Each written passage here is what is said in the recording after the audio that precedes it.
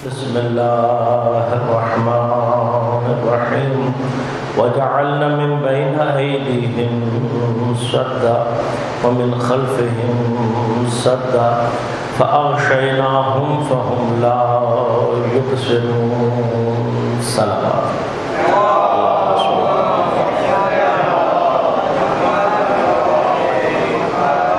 مومنین کرام، سامعین محترم، عزیزان گرامی قدر، فلسفہ غیبت اور ہماری ذمہ داریاں، اس عنوان سے ہماری گفتگو کا سلسلہ جاری ہے۔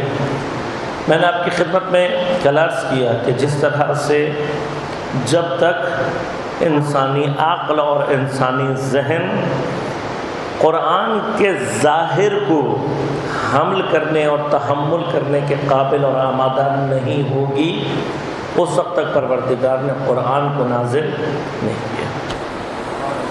بعین ہی اسی طرح سے جب تک عقول اور اذہان قرآن کے اسرار و رموز کو تحمل کرنے کے قابل نہیں ہوں گے، تب تک امام کا ظہور واقع نہیں ہوگا۔ لہذا ہم نے اپنے آپ کو علمی طور پر، ہم نے اپنے آپ کو عقلی طور پر اس سطح پر لانا ہے کہ جہاں پر ہم قرآن کے اسرار و رموز، حکومت الہیہ کی اس کیفیت کے لیے اپنے آپ کو آمادہ کر سکیں۔ لہذا جہاں عصر ظہور کے بارے میں عقل کا کامل ہونا بیان ہوا، جہاں پر عصر ظہور میں علوم کی تکمیل کی بحث ہے، تسخیر کائنات کی بحث ہے، حتیٰ علماء فرماتے ہیں حضرت آدم سے لے کر خاتم اور امیر المؤمنین سے لے کر 11ویں امام تک تمام انبیاء، تمام اولیاء، تمام اوصیاء اور تمام ائمہ کی محنتوں کا ثمر ظہور امام زمان علیہ السلام۔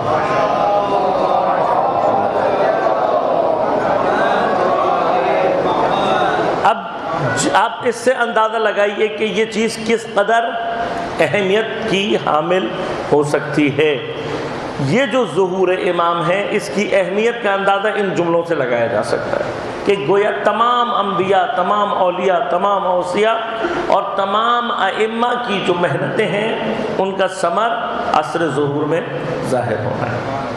لہذا خود اپنے وجود کے اندر یہ کیفیت ظہور ایک بہت اہم مسئلہ ہے، اور اسی اہمیت کی وجہ سے ہمارے پاس بعض روایات میں حتیٰ پیغمبر اکرم صلی اللہ علیہ وآلہ وسلم سے حدیث یہ بیان کی، پیغمبر نے فرمایا کہ افضل العبادہ انتظار الفرج، افضل ترین عبادت اس فرج کا انتظار کرنا ہے۔ کیوں؟ اس لیے کہ تمام کی محنتیں اس ظہور اور اس فرج کے اوپر رکی ہوئی ہیں۔ اب جب اتنا مہم ہے، کل میں نے آپ کی خدمت میں عرض کیا کہ ہمارے پاس روایتیں یہ بھی ہمیں بیان کرتی ہوئی نظر آتی ہیں کہ 40 ہفتوں کے اندر ظہور ہو سکتا ہے، یہ بھی بیان کرتی ہیں کہ ظہور اتنا طولانی ہو جائے گا، غیبت کا مرحلہ اتنا طولانی ہو جائے گا کہ حتیٰ لوگ مایوس ہونا شروع ہو جائیں گے۔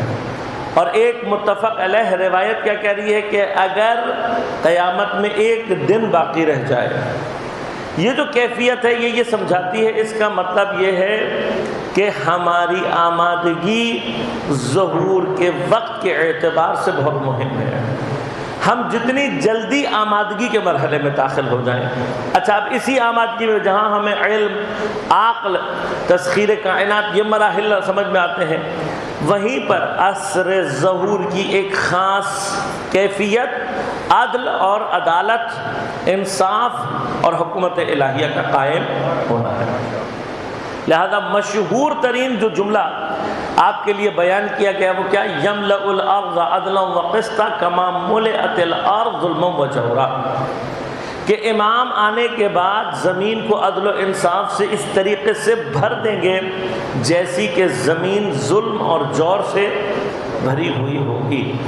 اچھا اب یہ جب ہم ظلم و جور سے بات کرتے ہیں کہ زمین بھری ہوئی ہوگی، تو ایک تأثر اور ایک فکر ظہور امام زمانہ کے اعتبار سے ایسی بھی ہے کہ جو یہ کہتی ہے کہ جتنا جلدی زمین میں فساد زیادہ ہوگا اتنی جلدی امام کا ظہور ہوگا۔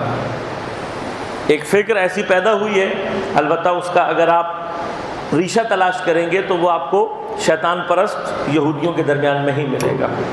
یہ سوچ کہ جو دین کی 100% منافی ہے، تمام شریعتوں کی، تمام الہی جتنی بھی انبیاء ائمہ ان کے پیغامات، ان کی جو شریعت ہے اس کے 100% خلاف ہے۔ کیا کہ ترویج ظلم کرو، ظلم کو زیادہ کرو، فساد کو زیادہ کرو، فساد زیادہ ہوگا تو کیا ہوگا؟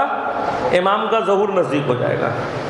یہ بھی آپ کی خدمت میں عرض کرتا چلوں کہ چونکہ منجی عالم کا جو تصور ہے وہ تنہا تشیع سے مخصوص نہیں ہے، میں نے شروع میں آپ کی خدمت میں عرض کیا تھا، ہر دین کے اندر، ہر مکتب الہی، حتیٰ غیر الہی کے اندر بھی ایک منجی عالم، ایک نجات دینے والے کا تصور موجود ہے۔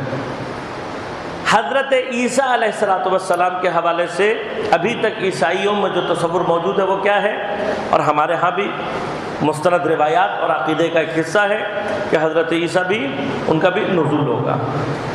اب ان کے حوالے سے بھی جو روایات بیان ہوئی ہیں عیسائیت کے اپنے اندر بھی موجود ہیں، وہ ایسے ہی ہیں کہ جب آپ آئیں گے اس وقت دنیا ظلم سے اور فساد سے بھری ہوئی ہوگی، لہذا عیسائیت کے اندر رخنہ پیدا کر کے شیطان پرست یہودی ایک ایسا فرقہ بنانے میں کامیاب ہو گئے ہیں کہ جو دنیا بھر میں فساد کو صرف اس لیے سپورٹ کرتی ہے تاکہ جتنی جلدی فساد زیادہ ہوگا اتنا جلدی حضرت عیسیٰ کا نزول ہو جائے گا۔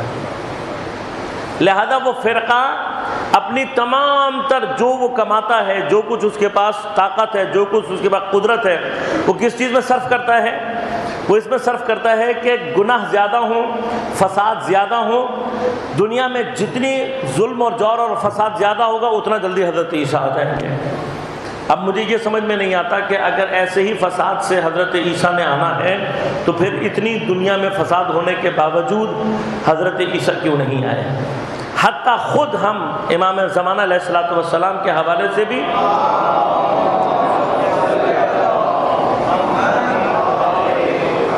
ایک سوال اب یہاں پر ہم پیدا کر سکتے ہیں نا، ہم یہ سوال پیش کر سکتے ہیں کہ کیا اس وقت کوئی بندہ ایسا ملے گا کہ جو یہ کہہ سکے کہ دنیا میں کوئی مقام ایسا ہو کہ جہاں پر ظلم اور فساد اور جور نہ ہو؟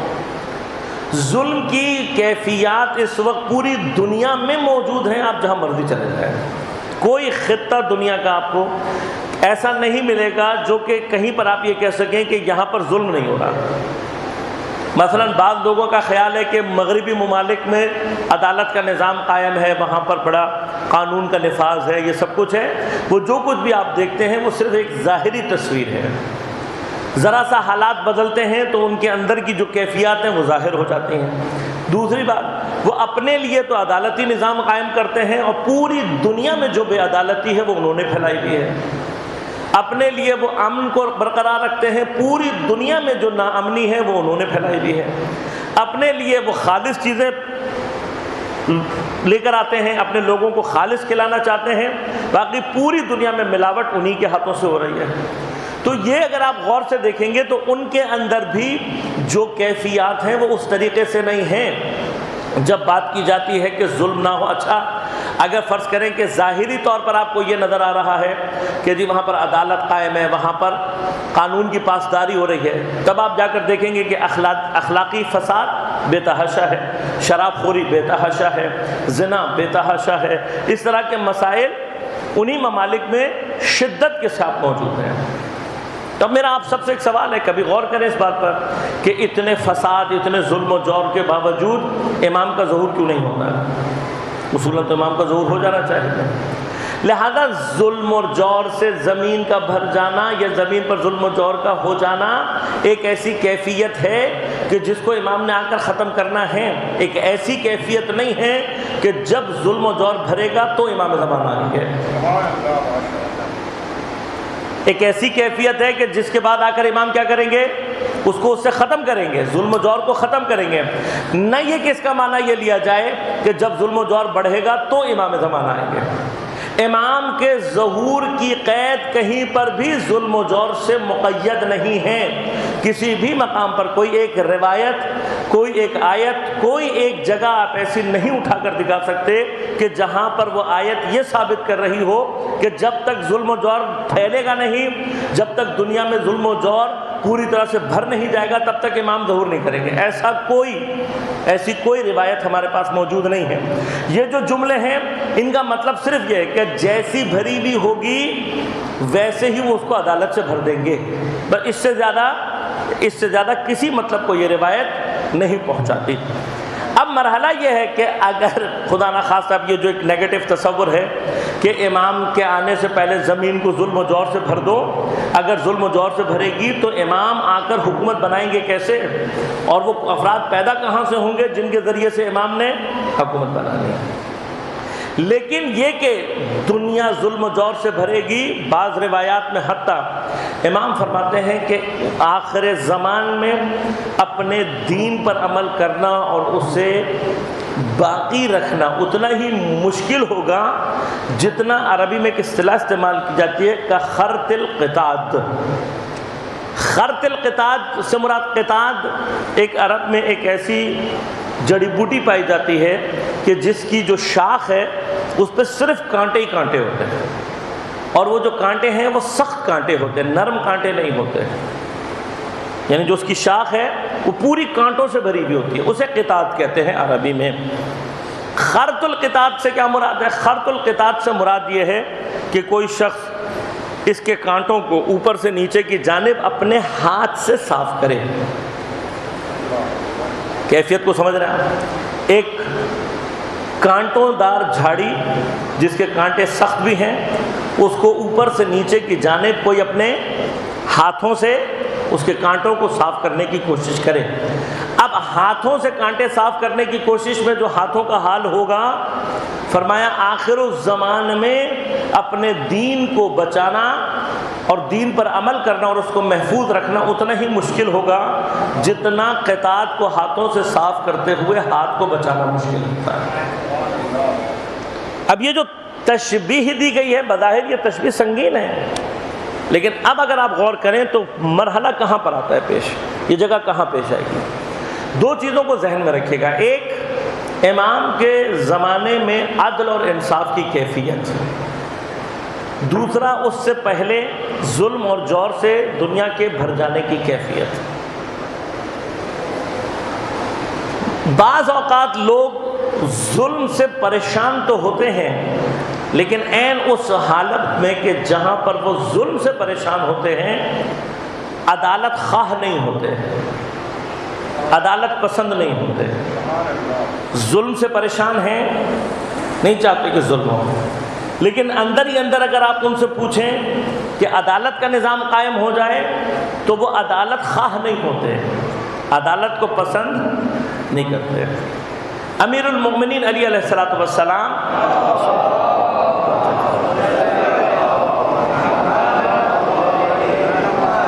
آپ 25 سال صبر کرنے کے بعد جب اجماع امت آپ کے دروازے پہ کھڑا ہو کر یہ کہہ رہا تھا کہ مولا خلافت کو قبول کریں، تب امام امیر المومنین خلافت کو کیوں نہیں قبول کر رہے تھے؟ کیا وجہ تھی کہ امام قبول نہیں کر رہے تھے؟ ایک وجہ جسے بیان کیا گیا وہ یہ ہے کہ امام دیکھ رہے تھے کہ یہ ظلم سے پریشان تو ہو کر میرے پاس آئے ہیں لیکن یہ عدالت برداشت کرنے والے لوگ نہیں ہیں، لہذا امام کی حیات میں یعنی یہ الفاظ تاریخ میں یہ الفاظ موجود ہیں کہ لوگوں نے یہ اس زمانے کے لوگوں نے بھی کہا اور بعد کے محققین نے بھی لکھا کہ علی کو شہادت کی منزل تک پہنچانے والی چیز، علی کو محراب عبادت میں سر شکافتہ کرنے والی چیز علی کی عدالت تھی۔ اس زمانے کے بعد لوگ یہ کہتے تھے کہ اس شخص کو اس کی عدالت قتل کرے گی، اور تاریخ نے وہ وقت دیکھا جب حضرت کی جو شہادت کی اگر آپ اصل وجوہات کو تلاش کریں گے اور جتنے بھی مسائل امیر المومنین کے سامنے کھڑے ہوئے سارے کے سارے ان کی کا جب آپ ریشہ تلاش کریں گے تو اصل ریشہ مولا کائنات کی عدالت میں آپ کو ملے گا۔ مسئلہ صرف ظلم سے نفرت کرنا نہیں ہوتا بلکہ عدالت خواہی خود ایک مقام ہے۔ اب ہم جس دور میں رہ رہے ہیں ہمارا مرحلہ ہمیں 2 مرحلے طے کرنے ہیں. اگر ہم پہلا مرحلہ طے کر لیں تو ہم ظہور سے کچھ نزدیک ہو جائیں گے، لیکن دوسرا مرحلہ طے کرنا نسبتاً سخت ہے، لیکن اگر طے کر لیں تو پھر ظہور بھی ممکن ہے. پہلا مرحلہ کیا ہے؟ پہلا مرحلہ درک ظلم ہے. دیکھیے کبھی کبھار انسان پستی کے اس مقام تک پہنچ جاتا ہے کہ جہاں پر وہ حتیٰ ظلم کو درک بھی نہیں کر رہا ہوتا، یعنی ظلم ہو رہا ہے اس کے اوپر اور وہ ظلم کو پہچان نہیں پا رہا، ظلم ہو رہا ہے اس کے اوپر اور وہ بالکل بے حس ہو چکا ہے. یہ خوفناک مرحلہ ہے. ایسے معاشرے کبھی بھی حجت الہی کی مدد کے لیے آمادہ نہیں ہو سکتے، جہاں پر وہ اپنے اوپر ہونے والے ظلم کو کیا کرنا شروع کر دیں؟ برداشت کرنا شروع کر دیں. اگر ہم اپنے معاشرے کا جائزہ لیں تو متاسفانہ ہم اسی جگہ پر کھڑے ہوئے ہیں اس وقت کہ جہاں ہمارے اندر بلکہ آہستہ آہستہ ہمیں جس طرف دھکیلا جا رہا ہے وہ اس مرحلے سے بھی زیادہ پست مرحلہ ہے. وہ جو پست مرحلہ ہے وہ کیا ہے؟ ایک مقام پر آپ معاشرہ کسی ایسی جگہ پر پہنچ جاتا ہے جہاں پر وہ ظلم کو درک نہیں کر رہا ہوتا، اپنے اوپر ہونے والے ظلم کو محسوس نہیں کر رہا ہوتا، اس ظلم کا عادی ہو رہا ہوتا ہے. اس سے پستر درجہ یہ ہوتا ہے کہ جہاں پر معاشرہ ظلم پرستی اور ظالم پرستی میں مبتلا ہو جاتا ہے. یہ جو مرحلہ ہے یہ خوفناک ترین مرحلہ ہے کہ خدا ہم سب کو اپنے حفظ و امان میں رکھے. اگر کوئی معاشرہ ظلم پرستی اور ظالم پرستی کے مرحلے میں چلا جائے تو اس سے زیادہ خوفناک مرحلہ انسان کے لیے متصور نہیں ہے. معاشرے بعض اوقات انسانی معاشرے اس ذہنی پستی کے اندر چلے جاتے ہیں کہ جہاں وہ اپنے اوپر ظلم کرنے والے کو ہی پسند کر رہے ہوتے ہیں، اپنے اوپر ظلم کرنے والے کی ہی پرستش کر رہے ہوتے ہیں، اس ظلم کے اتنے عادی ہو جا چکے ہوتے ہیں کہ وہ ظلم ان کو بجائے اپنے اوپر ظلم لگنے کے کیا لگ رہا ہوتا ہے؟ اپنا حق محسوس ہو رہا ہوتا ہے. یہ خوفناک. ہم اگر اپنے آپ کو اس مرحلے سے بچانا چاہتے ہیں تو اب جس مرحلے کی طرف ہم جا رہے ہیں یا جس میں ہیں اس سے باہر نکلنے کی ضرورت ہے. وہ مرحلہ کیا ہے؟ درک ظلم کا مرحلہ ہے. ہم متاسفانہ درک ظلم کے مرحلے سے نچلے سطح میں آنے کی طرف اس وقت رواں دواں ہیں، جہاں پر ہم کیا ہوتے جا رہے ہیں؟ آہستہ آہستہ ظلم کے مقابلے پر بے حس ہوتے جا رہے ہیں. ہمارے معاشرے کو آہستہ آہستہ کہاں لایا جا رہا ہے؟ وہاں جہاں پر ایک سٹیج کیا آ جائے گی جب ہم ظلم کے مقابلے پہ کیا ہو جائیں گے؟ بے حس. اس بے حسی کے بعد کا فوری مرحلہ کیا ہے؟ ظالم پرستی، ظلم پرستی. پھر کیا ہوگا کہ ہم جب ہمارے لیے کوئی ہماری مدد کرنے آئے گا ہم اس کی مخالفت کریں گے. جب کوئی ہمیں اس ظلم سے نکالنے آ رہا ہوگا تو بجائے اس کے کہ ہم اپنے آپ کو ظلم سے نجات دلائیں ہم ظالم کی حمایت کر رہے ہوں گے کھڑے ہو کر. یہ وقت آتا ہے انسان اس پس مرحلے تک داخل یہاں تک پہنچ سکتا ہے. تاریخ میں اللہ نے ایسی کئی امتوں کے اوپر عذاب نازل کر کے ان امتوں کو تباہ کر دیا جہاں پر ظلم پرستی ہونے لگے. مثلا حضرت لوط کی قوم کا مسئلہ کیا ہے؟ نہ صرف گناہ کر رہے ہیں بلکہ اس گناہ کو حق سمجھتے ہیں، اس گناہ کو کرنے والوں کو سپورٹ کر رہے ہیں اور اس گناہ کے مخالفت میں آنے والوں کو اپنا مخالف سمجھ رہے ہیں. لہذا اللہ نے کیا کیا؟ وہ پوری قوم اللہ نے تباہ کر دی. لیکن اب عذاب نازل نہیں ہونا. اب اگر ہم اس اسٹیج میں چلے گئے تو نتیجہ کیا نکلے گا؟ ظلم پرستی اور ظالم پرستی کرنے والے ہر عدالت اور حق کا نعرہ لگانے والے کے خلاف ہو جائیں گے، اس کے مقابلے میں آ کر کھڑے ہو جائیں گے. تو اگر ہم اس مرحلے میں چلے گئے تو جب امام کا ظہور ہوگا تو ہم کہاں کھڑے ہوں گے؟ یقیناً ہم عدالت خواہی کے خلاف کھڑے ہوئے ہوں گے. لہذا اس مرحلے سے بچانے کے لیے اب ضروری کیا ہے؟ اپنے احساس کو بیدار رکھنا. جب ظلم ہو تو ظلم کے خلاف آواز اٹھائے. اب چاہے وہ میرے اوپر ہو چاہے میرے ہم نو میرے ساتھیوں پر ہو. اب اگر کشمیر میں ظلم ہو رہا ہے اور میں اپنے گھر میں آرام سے بیٹھا ہوا ہوں یہ سوچ کے کہ جی میرے ساتھ تو نہیں ہو رہا، اس کا مطلب میں ظلم پسندی میں ان کا ساتھ دے رہا ہوں. زیارت وارثہ، زیارت عاشوراء، خصوصاً امام حسین علیہ السلام سے مربوط ہر زیارت کا جملے کیا ہیں؟ اللہم العن قتلت کا و ظلمت کا و سمعت بذالک ورضیت بہ، کن کن کے اوپر لعنت بھیج رہے ہیں؟ جنہوں نے آپ کو قتل کیا، جنہوں نے آپ پر ظلم کیا، اور ہر وہ شخص کہ جو اس ظلم کو خاموش رہ کر اپنی رضایت کا اعلان کر رہا تھا، اس کو بھی ہم لعنت میں شمار کر رہے ہیں۔ تو میں دیکھیں، اسی لیے قرآن کے بارے میں ایک روایت بیان ہوئی ہے تو بڑی عجیب اور خوفناک روایت ہے۔ معصوم ارشاد فرماتے ہیں، کہتے ہیں رب تالی القرآن والقرآن یلعنہم، بہت سارے قرآن پڑھنے والے ایسے ہیں کہ وہ قرآن پڑھ رہے ہوتے ہیں اور قرآن ان کے اوپر لعنت کر رہا ہوتا ہے۔ وہ قرآن پڑھ رہے ہوتے ہیں اور قرآن ان کے اوپر لعنت کر رہا ہوتا ہے۔ اس کا معنی کیا ہے؟ اس کا معنی یہ ہے کہ جہاں پر وہ لعنت کے مستحقین کے بارے میں آیت پڑھ رہے ہوتے ہیں، متوجہ نہیں ہوتے کہ وہ خود اس لعنت کے مستحق ہوئے ہیں۔ اب امام حسین علیہ السلام کے بارے میں جب میں یہ پڑھ رہا ہوں، اللہم لعن قتلت کا، پروردگار ان پر لعنت کر جنہوں نے امام پر کو قتل کیا، ظلمت کا جنہوں نے آپ کے اوپر ظلم کیا، وسمعت بذالک فرضیت بہ، ظلم کو سننے کے باوجود اپنی خاموشی کے ساتھ انہوں نے اپنی رضایت کا۔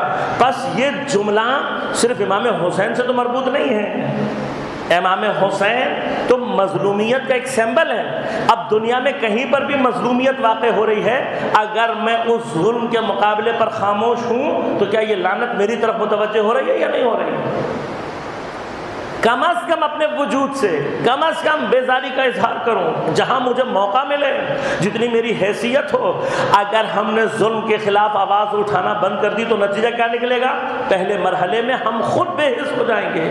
یہ مت سمجھیے کہ میں نے اگر کسی مظلوم کے لیے آواز نہیں اٹھائی تو میرے ساتھ کچھ نہیں ہوگا، نہیں، اس کے خلاف آواز نہ اٹھانا کل مجھے وہاں پہنچا دے گا جہاں میرے اوپر ظلم ہو رہا ہوگا اور میری آواز نہیں نکل رہی ہوگی۔ لہذا اب اگر میں آپ کو گنوانا شروع کر دوں تو بہت سارے ایسے مقامات ہیں جہاں پر میری قوم نے کوئی رسپانس نہیں دیا۔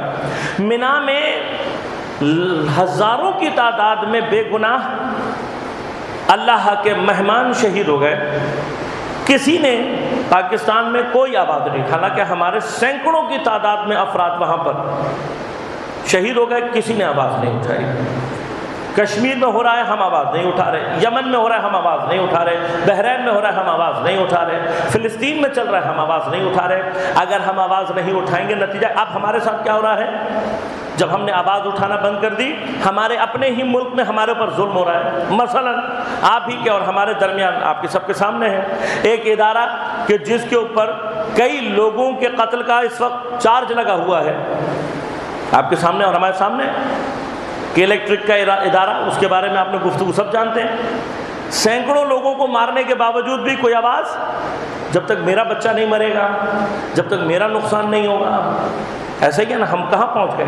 لہذا جتنے بھی ظلم ہو رہے ہیں، اگر میں اس ظلم کے اوپر آواز نہیں اٹھا رہا تو یاد رکھیے گا کہ دوسرے مرحلے کے لیے میں آمادہ ہوں کہ میں ظلم کے مقابلے پر بے حس، اور جس دن میں ظلم کے مقابلے پر بے حس ہوا، اگلا مرحلہ تیار ہے کہ میں ظالم پرستی اور ظلم پرستی۔ اب جب میں ظلم پرستی کے مرحلے میں چلا جاؤں گا تو پھر جب امام حق کی آواز اٹھا رہے ہوں گے، عدالت کی بات کر رہے ہوں گے، تو میں بعین ہی امام کے مقابلے میں کھڑا ہوں، میں کبھی بھی نہیں چاہوں گا۔ لہذا دو مرحلے میں نے عرض کیا۔ پہلا مرحلہ کیا ہے؟ پہلا مرحلہ ہے ظلم شناسی، اس درک کرنا اس چیز کو کہ ظلم ہو رہا ہے، اس کے خلاف آواز اٹھانا، یہ پہلا مرحلہ۔ لیکن اس مرحلے کے بعد کا مرحلہ ہے عدالت خواہی۔ کیا آپ واقعاً سمجھتے ہیں کہ جب امام آئیں گے تو نظام اتنا آسان ہو جائے گا، ہر چیز آسان ہو جائے گی؟ نہیں حضرات، ہم میں سے ہر وہ شخص کہ جو عدالت کا عادی نہیں ہے، جس کو عدالت کے تحت زندگی کرنا نہیں آتی، اس کے لیے امام کا دور سخت دور ہو جائے گا۔ لہذا امام محمد باقر علیہ السلام سے روایت ہے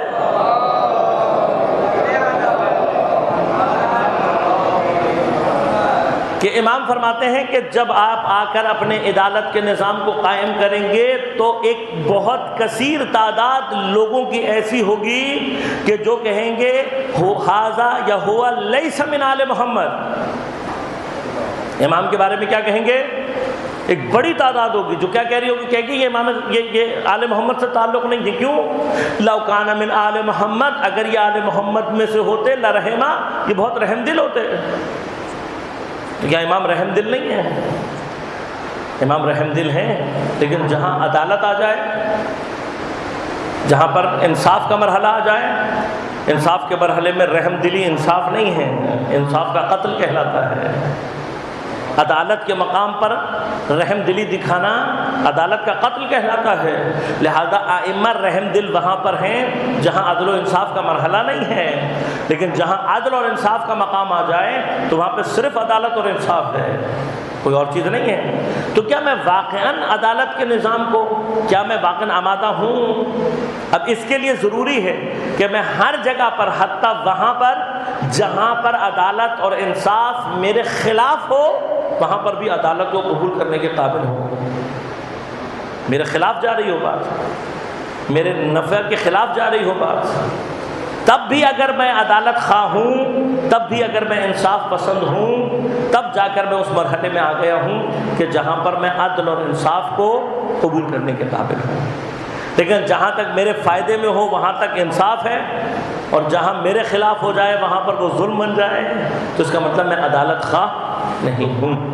تو جس طرح سے امیر المؤمنین کی ظاہری خلافت کے بعد آپ کے لیے لوگوں کے درمیان میں سے مشکلات ایجاد ہوئی ہیں، بعین ہی اسی طرح سے امام زمانہ علیہ الصلوۃ والسلام کے آنے کے بعد اور آپ کی حکومت کے قائم ہو جانے کے بعد لوگوں کے درمیان سے جو مشکلات آپ کو پیش آنی ہیں وہ لوگ ہوں گے جو عدالت خواہ نہیں ہیں، جو عدالت کے نظام کو ابھی تک سمجھے نہیں۔ لہذا اگر میں چاہتا ہوں کہ میں اپنے آپ کو امام سے متصل کروں، دو قدم، پہلے مرحلے پر ہم نے اپنے آپ کو ظلم شناس بنا کر ظلم کے خلاف آواز اٹھانی ہے، اور دوسرے مرحلے میں اپنے آپ کو عدالت خواہ۔ دیکھیں، جیسے ہی ہم اپنے آپ کو عدالت خواہی کے اس مرحلے میں داخل کر دیں گے، زمین پر عدالت کے نظام کو قائم کرنے والے کی طلب ہمارے وجود میں خود تڑپ کی صورت میں پیدا ہو جائے گی۔ لیکن جب تک میں عدالت خواہی چاہتا ہی نہیں ہوں تو امام کی مجھے کیوں ضرورت ہے؟ تب تک تو مجھے امام بس دعاؤں کی حد تک چاہیے، اس سے زیادہ امام نہیں چاہیے۔ تب تک مجھے امام صرف اپنی حاجات کو پورا کرنے کے لیے چاہیے۔ میں استغاثہ کروں گا کس لیے؟ تاکہ میری ضرورت پوری ہو جائے۔ میں نماز امام زمانہ کب پڑھوں گا؟ جب میری ضرورت کا مسئلہ ہوگا، اس سے زیادہ مجھے امام نہیں چاہیے۔ لیکن اگر میں عدالت خواہ ہو جاؤں گا ہر مقام پر، تو پھر جلتا ہوا کشمیر مجھے سونے نہیں دے گا، اجڑا ہوا یمن مجھے آرام نہیں کرنے دے گا، فلسطین کی تباہی میری آنکھوں کو خشک نہیں ہونے دے گی۔ تبھی میرے وجود کی گہرائیوں سے آواز اٹھے گی کہ پروردگار تیری طرف سے حق اور عدالت کو قائم کرنے والا کب آئے گا۔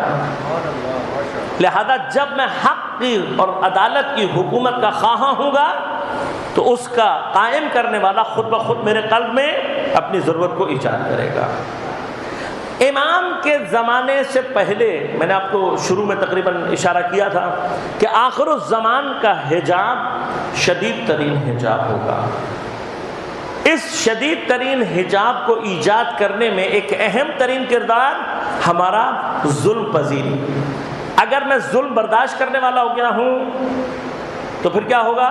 میں کبھی بھی اس حجاب سے باہر نہیں نکل سکتا۔ ایک طریقہ اپنے آپ کو، دوسرا طریقہ امام کے ظہور کے لیے اپنے آپ کو آمادہ کرنے کے لیے، اس حجاب کو چاک کرنے کے لیے۔ علماء فرماتے ہیں آخر الزمان کا جو حجاب ہے وہ مادیت اور حسیت کا، یعنی محسوس چیزوں کا حجاب ہوگا۔ یہ جو محسوس ہے یہ در مقابلے روحانی اور معنویت ہے۔ یعنی کیا؟ آخر الزمان میں دو چیزوں کی کمی ہو جائے گی، ایک روحانیت کی اور دوسری معنویت کی۔ یہ چیزیں بہت ہی ضعیف ہو جائیں گی، ان کے مقابلے پر مادیات اور حسیات قوی ہو جائیں گی۔ لہذا امام کے ظہور کے حوالے سے تین طرح کے امام کے دشمنوں کا ذکر ہوا ہے۔ ایک امام کے مقابلے پر جس دشمن کا ذکر ہوا اس کو کہتے ہیں سفیانی، ایک دجال، اور ایک یاجوج اور ماجوج۔ انشاءاللہ کل میں عرض کروں گا آپ کی خدمت میں کہ ان سے مراد کیا ہے۔ لیکن آج ایک مقدمہ عرض کروں گا کل کی حوالے سے، تاکہ پھر میں کل گفتگو کو کسی حد تک منطقی نتیجے تک بھی پہنچا سکوں۔ وہ مرحلہ یہ ہے کہ آج سے 1200 سال، 1300 سال اور 1400 سال، تقریباً اتنا ہی عرصہ ہے، جو روایات بیان کی گئیں خصوصاً امام کے ظہور کے حوالے سے، اب آج 1400 سال کے بعد کم از کم اگر ہم دعا یہی کریں کہ ہمارے ہی زمانے میں امام کا ظہور ہو تو کم از کم 1400 سال، 1200 سال، یہ 1200 سال پہلے جو گفتگو کی گئی ہے، اگر میں 1200 سال پہلے کی گفتگو کو 1200 سال پہلے والے دماغ سے ہی حل کرنا چاہوں تو مجھے آج کا زمانہ کبھی بھی سمجھ میں نہیں آئے گا۔ جبکہ ائمہ نے کیا کیا ہے؟ ائمہ نے یہ کیا ہے، اسی کو فصاحت اور بلاغت کہتے ہیں، اسی کو علم الہی کا حامل کہتے ہیں، کہ آج سے 1200، 1300 یا 1400 سال پہلے جو گفتگو کی گئی ہے وہ اس زمانے کے لوگوں کی ذہنیت کو بھی مد نظر رکھا گیا ہے، اور آج 12، 13 یا 1400 سال کے بعد کے افراد کی ذہنیت کو بھی سامنے رکھ کر گفتگو کی گئی۔ لیکن میں ان روایات کے ساتھ ظلم کب کروں گا اور اپنے ساتھ ظلم کب کروں گا کہ جب میں ان کو اپنے زمانے کے حساب سے تطبیق نہ دے سکوں اور میری ذہنیت وہی ہو جو 1200 سال پہلے کے ایک بدو اور عرب جاہل کی ذہنیت تھی۔ روایت کے ساتھ بھی ظلم، اہل بیت کے ساتھ بھی ظلم، اور اپنی ذات کے ساتھ بھی۔ میں ایک ایگزامپل سے آپ کو بات سمجھاتا ہوں، کل انشاءاللہ تفصیل آپ کی خدمت میں عرض کروں گا۔ آپ نے سنی ہوگی روایت، کہیں نہ کہیں آپ کی سماعتوں سے ٹکرائی ہوگی، کہ روایات میں یہ آیا ہے کہ وہ برتن جس کا کنارہ ٹوٹا ہوا ہو اس سے پانی مت پیو۔ کہیں نہ کہیں یقیناً آپ کی سماعتوں سے یہ بات گزری ہوگی۔ وہ برتن جس کا کنارہ ٹوٹا ہوا ہو اس سے پانی مت پیو۔ اچھا، میں آج اگر آپ لوگوں سے سوال کروں کہ امام کیا کہنا چاہتے ہیں کہ کیوں مت پیو، کیا جواب دیں گے آپ کہیں گے کہ بھائی بڑا سیدھا سا مسئلہ ہے، یہ جو ٹوٹا ہوا کنارہ ہوتا ہے برتن کا، یہ جراثیم کی ایک ایسی پناہ گاہ بن جاتی ہے کہ حتیٰ ہینڈ واش سے بھی آپ اس جراثیم کو نکال نہیں سکتے۔ یعنی عام دھلائی تو ایک طرف ہے، ہینڈ واش سے بھی آپ ان جراثیموں کو نکال نہیں سکتے۔ ان کو اگر نکالنا ہے تو باقاعدہ کیمیکلز استعمال کرنے پڑیں گے، تب جا کر شاید یقین ہو، تب بھی 100% نہیں ہوتا۔ سائنسدان کہتے ہیں ایون کیمیکل یوز کرنے سے بھی 100% اطمینان نہیں ہوگا کہ یہ ٹوٹے ہوئے کنارے میں جہاں جراثیم گھس جاتا ہے وہ نکلا یا نہیں۔ لہذا اب آپ کو یہ بات بڑی آسانی سے سمجھ میں آ جائے گی کہ امام نے اس لیے منع کیا ہے کہ ٹوٹے ہوئے کنارے والے برتن سے پانی مت پیو، کیونکہ اس کے اندر جراثیم ہوتے ہیں، اور ایسے جراثیم ہوتے ہیں کہ جو حتیٰ صفائی سے نہیں نکلتے۔ لہذا وہاں جراثیم بیٹھیں گے، آپ پانی پئیں گے، نتیجہ کیا نکلے گا؟ آپ بیمار ہو جائیں گے۔ لیکن مجھے یہ بتائیے کہ اگر 1400 سال پہلے والے شخص کو امام یہ سمجھاتے اور امام کہتے ہیں کہ چونکہ وہاں پر جراثیم نام کی ایک چیز آ کر بیٹھ جاتی ہے، ایک ایسی مخلوق جو آنکھ سے دکھائی نہیں دیتی اور وہ تمہارے بدن میں جا کر تمہیں بیمار کر دے گی، تو زمانے کے لوگ کیا کہتے ہیں؟ وہ کہتے ہیں ہم تو پہلے ہی کہہ رہے تھے کہ یہ دیوانے ہیں، یہ شاعر ہیں، یہ مجنون ہے، ہم تو پہلے ہی کہہ رہے تھے۔ دیکھا کیسی باتیں کرتے ہیں۔ کوئی ایسی مخلوق بھی ہو سکتی ہے جو آنکھوں سے دکھائی نہ دے اور پھر وہ پیٹ میں چلی جائے اور پھر وہ بیمار کر دے، تو کیا کہتے ہیں وہ لوگ؟ کیا کہتے ہیں وہ؟ کہتے ہیں کہ یہ ہم تو پہلے ہی کہہ رہے تھے، یہ شاعر ہے، مجنون ہے۔ لہذا اب امام نے وہاں اس زمانے کے لیے لوگوں کے لیے لفظ کیا استعمال کیا؟ جب کسی نے پوچھا کہ یا امیر المومنین کیا ہوتا ہے، امام نے کہا چونکہ اس کے کنارے پر شیطان آ کر بیٹھ جاتا ہے۔ اب یہ شیطان آ کر بیٹھنا اور اس کے ساتھ پانی کے ساتھ شیطان کا پیٹ میں چلا جانا، یہ 12، 13 یا 1400 سال پہلے والے جو بدو تھا اس کو سمجھ میں آتا تھا۔ شیطان کا اس نے جو بھی کانسیپٹ اپنے ذہن میں رکھا تھا، لیکن اس کو یہ بات سمجھ میں آتی ہے۔ اب ذرا کیس کو پلٹیں۔ کیس کو پلٹنے کے بعد آج کے جوان کے پاس جب یہ حدیث آئے اور وہ حدیث پڑھنے کے بعد وہ کہ شیطان یہ کیسی بات ہے، یہ کیسی گفتگو ہے، کوئی شیطان میطان نہیں ہوتا۔ شیطان کیا چیز ہے؟ کنارے کے اوپر جراثیم آ کر بیٹھتا، اس کا شیطان سے کیا تعلق ہے؟ ایسا ہی ہے نا، ہمارے ہاں تو چونکہ دین، میں نے عرض کیا، کئی جگہوں پہ عرض کر چکا ہوں، بعض لوگوں کو بری بھی لگتی ہے یہ بات، ایک صاحب کو بہت بری لگی، اب بری لگتی ہے تو لگے، مجھے اس سے فرق نہیں پڑتا، لیکن میں کئی جگہوں پر یہ بات کہتا ہوں، کہتا رہوں گا کہ دین کو نا کم از کم اپنے دین کو اپنے پھٹے ہوئے جوتے سے زیادہ اہمیت دیں۔ ہمارا جب جوتا پھٹتا ہے نا، جوتا پھٹ جاتا ہے، کیا کرتے ہیں آپ؟ پھٹے ہوئے جوتے کو ٹھیک کرانا ہو تو کیا کرتے ہیں؟ درزی کے پاس لے جاتے ہیں، بوری سینے والے کے پاس لے کر جاتے ہیں، گدا سینے والے کے پاس لے کر جاتے ہیں۔ کس کے پاس لے کر جاتے ہیں؟ موچی کے پاس لے کر جاتے ہیں۔ مگر کیا باقیوں کے پاس سوئی دھاگا نہیں ہوتا؟ ان کے پاس بھی سوئی دھاگا ہوتا ہے۔ کیا وہ سینہ نہیں جانتے؟ وہ بھی سینہ جانتے ہیں۔ لیکن جوتے کے لیے آپ کہتے ہیں بھائی جوتا ایسا معاملہ ہے، اچھا فرض کرو چمڑے کے لیے میں بتا دیتا ہوں، وہ جو مشک سیتے ہیں، والٹ سیتے ہیں، بیلٹیں بناتے ہیں، لیدر جیکٹس بناتے ہیں، ان کے پاس لے جائیں، وہ بھی تو چمڑے کا ہی کام کرتے ہیں نا، وہ بھی چمڑا ہی سیتے ہیں، ان کے پاس کیوں نہیں لے کے جاتے جوتا؟ آپ ان کے پاس جوتا اس لیے نہیں لے کر جاتے کیونکہ آپ کہتے ہیں کہ بھائی ٹھیک ہے کہ وہ لیدر بناتے ہیں، لیدر کی چیزیں بناتے ہیں، لیکن جوتا سینا اس کی جو ایکسپرٹیز موچی کے پاس ہے وہ ان کے پاس نہیں ہے۔ اچھی مشینیں ہوں گی، اچھی سلائی ہوگی، اچھی ہر چیز اچھی ہوگی، لیکن جو ایکسپرٹیز موچی کے پاس ہے وہ ان کے پاس نہیں ہے۔ لہذا اگر میں جوتا، اب مسئلہ کیا ہے، اگر آپ ایسے کسی سے جوتا سلوا لیں گے اور جب جوتا صحیح نہیں سلے گا اور آپ پہنیں گے تو کیا ہوگا؟ آپ کے بدن کو کاٹے گا، بعض کیسز میں لہو لہان کر دے گا۔ لہذا بدن کو بچانے کے لیے تکلیف سے آپ جوتے کو لے کر جا رہے ہیں موچی کے پاس اور کسی کے پاس نہیں لے کے جا رہے۔ لیکن جب دین کا معاملہ آتا ہے تو ہم دین ہر جگہ سے، بلکہ بعض اوقات دین کے بخیے خود ہی سینے بیٹھ جاتے ہیں، جہاں ہمیں سمجھ میں آتا ہے ہم ہر جگہ سے دین لینے کے لیے آمادہ ہو جاتے ہیں۔ جس طرح سے پھٹا ہوا جوتا اگر غلط سل جائے بدن کو نقصان پہنچاتا ہے، اسی طرح سے دین کی سلائی اگر غلط ہوئی بھی ہو تو روح کو مجروح کر دیتا ہے۔ فرق یہ ہے کہ بدن کا درد محسوس ہوتا ہے، روح کا درد محسوس نہیں ہوتا۔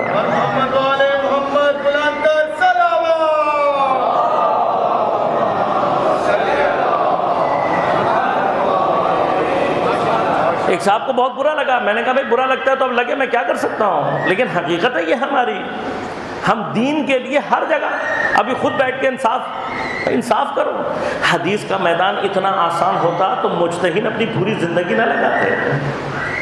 آپ کو اگر حدیث سمجھ میں نہیں آئے تو ریجیکٹ مت کرو، کسی عالم دین سے پوچھو کہ بھئی یہاں پر شیطان کا مطلب کیا ہے، تو پھر اب آپ کو علماء سے رجوع کیے بغیر اگر آپ صرف ڈکشنری سے جا کر رجوع کریں گے اور ڈکشنری کو تلاش کریں گے تو آپ کے مسائل حل ہو جائیں گے۔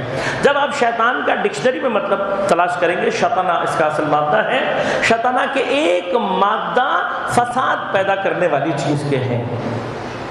شیطانہ کا ایک معنی کیا ہے؟ فساد پھیلانے والی چیز۔ شیطان ہر اس چیز کو کہا جا سکتا ہے جو فساد مچائے۔ اگر جن میرے دین میں فساد پھیلا رہا ہے تو وہ جن شیطان ہے، اگر کوئی انسان میرے دین میں فساد مچائے گا تو وہ انسان شیطان ہے، اور اگر کوئی شے میرے بدن میں فساد مچائے گی تو وہ بھی شے لغت کے اعتبار سے شیطان کہلائی جا سکتی ہے۔ لہذا امام نے لفظ ایسا استعمال کیا ہے جو جراثیم پر تطبیق کر سکتا ہے، اپنے لغوی معنی کے اعتبار سے تطبیق کر سکتا ہے، لیکن اب ضروری یہ ہے کہ میں آج سے 1400 سال بعد اگر بیٹھ کر، کیوں میں جب 1200 سال پرانے بدو کی طرح سے سوچوں گا، شیطان کا وہی کانسیپٹ ذہن میں رکھوں گا جو 1200 سال والے کے پاس تھا، تو پھر میں زیادتی کر رہا ہوں۔ مجھے تھوڑی سی اس بات سوچنی، جب میں نے ان کو امام مانا ہے، جب ان کو امام مانا ہے تو اتنی گنجائش تو دو سوچنے کی، سمجھنے کی کہ کیا کہا ہوگا امام نے۔ لہذا عزیزان میں اب ظہور سے متعلق جتنی بھی روایات ہیں ان روایات کو آج کے دور میں دوبارہ سمجھنے کی ضرورت ہے۔ لہذا دجال خاص طور پر، یاجوج ماجوج اور دجال، یہ دو کانسیپٹس ایسے ہیں کہ جن کو جس طریقے سے قرآن اور روایات میں بیان کیا گیا ہے، اگر میں آج 1200 سال پرانے بدو، 1400 سال پرانے ایک جاہل عرب کی طرح سے سوچوں گا تو نہ مجھے دجال سمجھ میں آئے گا نہ مجھے یاجوج ماجوج سمجھ میں آئے گا۔ ضرورت کیا ہے کہ دجال کے تصور کو میں جدید دور کے مطابق سمجھوں۔ جدید طور کے مطابق کوشش کروں کہ دجال سے کیا مراد ہو سکتی ہے، یہ مادہ کیا ہے اور کس اینٹیٹی کے اوپر آ کر فکس آ سکتا ہے۔ کیا امام کا واقعاً کوئی دشمن ایسا ہوگا کہ جس کی ایک آنکھ ہوگی اور وہ گدھے پر سوار ہوگا، اس کے گدھے سے جو ہے وہ میوزک نکلتا ہوگا، وہ ساحر ہوگا، وہ جادوگر ہوگا؟ ایسا جادوگر کوئی سامنے آ کر، اور ایسا جادوگر کیا واقعاً آج کی پڑھی لکھی دنیا میں اس طرح کا کوئی آئٹم اپنی صرف جادوگر اور سحر سے ساری دنیا کو اپنے پیچھے لگا دے گا؟ تو اگر میں 1400 سال پرانے شخص کی طرح سے سوچ رہا ہوں تو مجھے کبھی بھی سالو نہیں ہوگا۔ لہذا مجھے آج کے دور کے مطابق سوچنا ہے کہ دجال سے مراد کیا ہو سکتی ہے، سفیانی سے مراد کیا ہو سکتی ہے، اور یاجوج ماجوج سے مراد کیا ہو سکتی ہے۔ اور جب مجھے امام کے یہ دشمن سمجھ میں آ جائیں گے تو یقیناً میرے لیے اپنے آپ کو امام کے دشمنوں سے محفوظ رکھنا نسبتاً آسان ہو جائے گا۔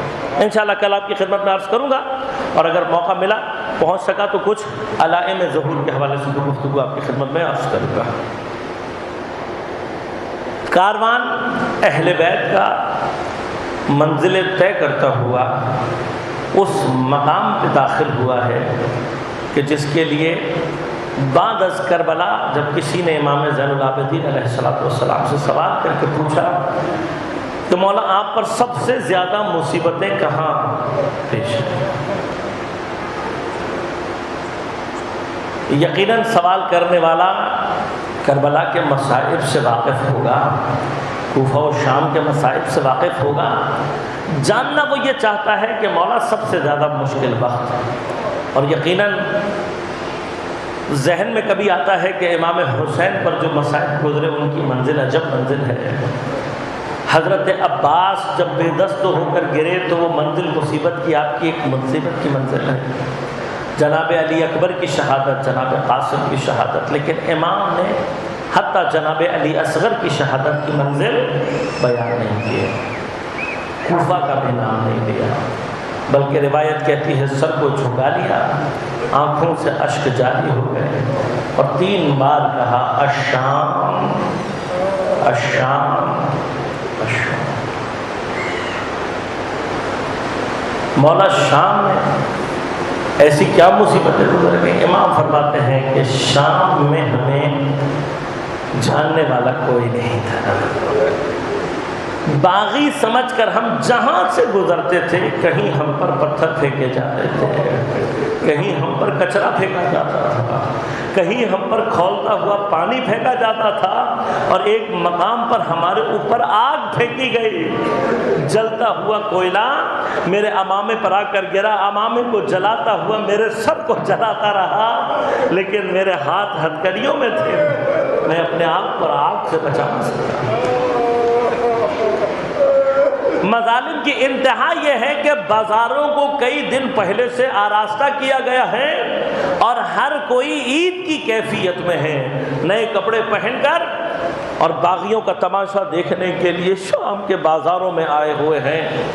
جناب سہیل ساعدی پیغمبر کے صحابی ہیں، تجارت کے غرض سے کہتے ہیں میں تجارت کرتا ہوا ان ایام میں جب شام میں پہنچا تو میں نے دیکھا کہ پورے شام کو آراستہ کیا ہوا ہے، لوگوں میں خوشی کی ایک کیفیت ہے، نئے کپڑے پہنے ہوئے ہیں لوگوں نے۔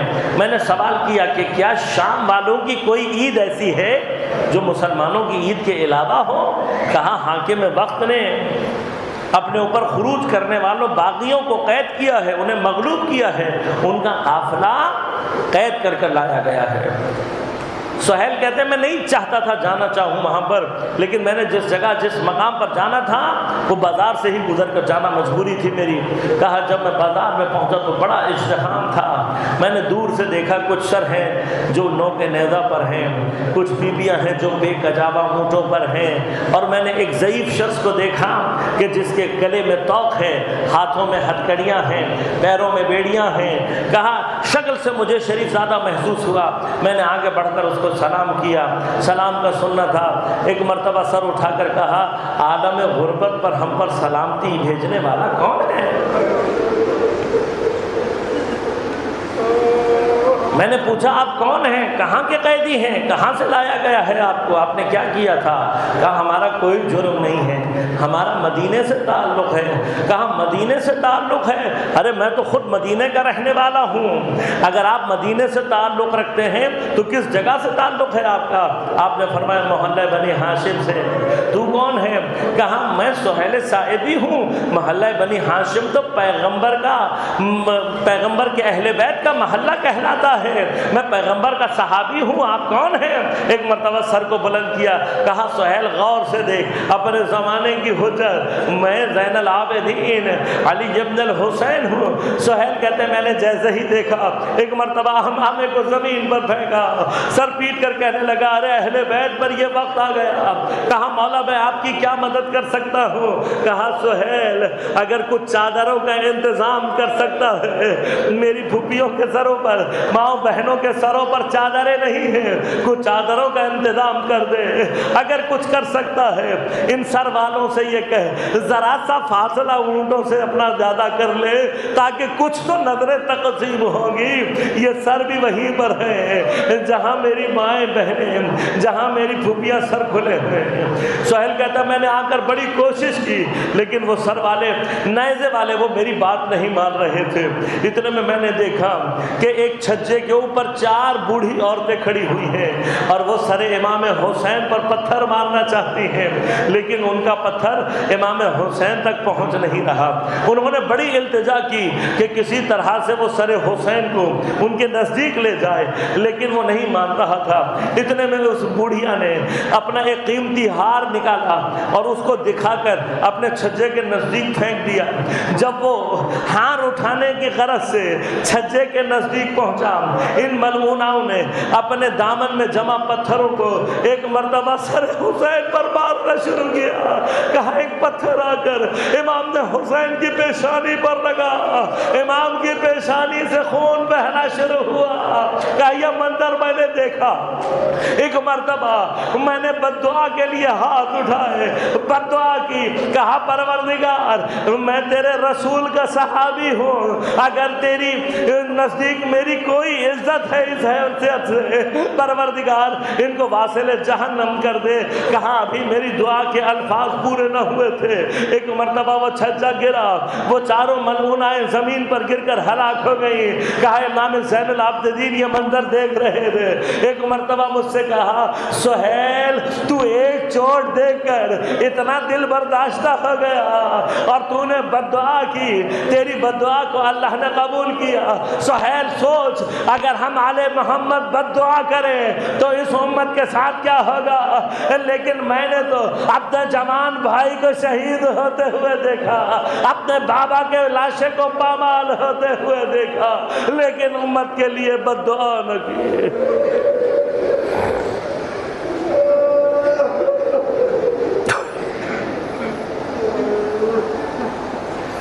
الا ولعنۃ اللہ علی القوم الظالمین وسعهم الذین ظلموا ای منقلب ینقلبون۔ بار الہ ہماری اس عبادت کو اپنی بارگاہ میں قبول و منظور فرما، بحق حضرت سید الشہداء منتقم حقیقی کربلا امام زمان علیہ السلام کے ظہور تعجیل فرما۔ بار الہ بحق حضرت سید الشہداء عزاداری سید الشہداء اور عزاداران سید الشہداء کا تحفظ فرما، تمام عزاداروں کی پریشانی اور مشکلات کو آسان فرما۔ بار الہ جتنے مریض ہیں ان کو صحت کاملہ عاجلہ عنایت فرما۔ بار الہ بحق حضرت سید الشہداء جتنے مومن باطل سے برسر پیکار ہیں ان سب کو نصرت و کامیابی عنایت فرما۔ بار الہ دین دشمن اہل بیت دشمن قوتوں کو، پاکستان دشمن قوتوں کو نیست و نابود فرما۔ بار الہ استعماری استقباری قوتوں کو، تکفیری قوتوں کو نیست و نابود فرما۔ بار الہ تمام علماء مراجع اعظام کی حفاظت فرما۔ بحق اسیران کربلا ہمارے تمام بے گناہ اسیروں کو جلد از جلد رہائی عنایت فرما۔ بحق حضرت سید الشہداء ہم سب کو امام زمان علیہ السلام کے اعمال و انصار میں شمار ہونے کی توفیق عنایت فرما۔ ربنا تقبل منا انک انت السمیع العلیم برحمتک یا ارحم الراحمین۔